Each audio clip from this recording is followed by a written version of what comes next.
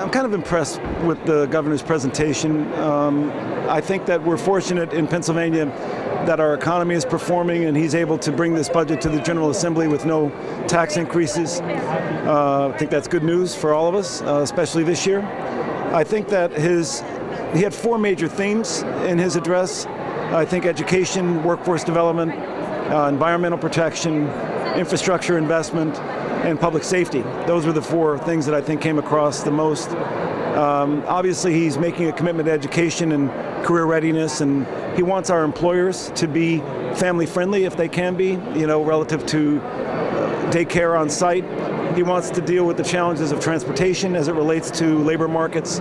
Obviously, a big thing for me back home is, toxic substances in our schools.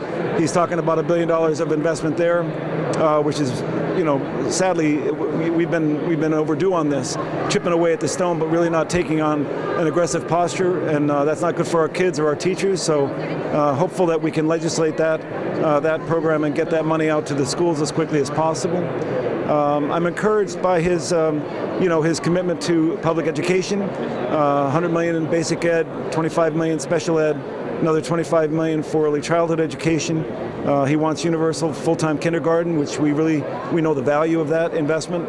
I think the other thing that I'm encouraged by is his real commitment to try to beef up our capacities at DEP and DCNR, two state agencies that need, I think, a little bit more capacity to deal with some needs out in our state parks and our forests and environmental protection work. So I hope the General Assembly agrees with him on that. I think also that he wants to make sure that we have affordable child care. I think he's going to mobilize some $15 million there to try to get more and more people, basically off the pressures, if you will, of not being able to go to work because they can't afford to get quality child care for their kids. So I'm actually impressed with the governor's approach this year. I think that we have work to do in the General Assembly, and I think that there are things that are probably a difficult lift.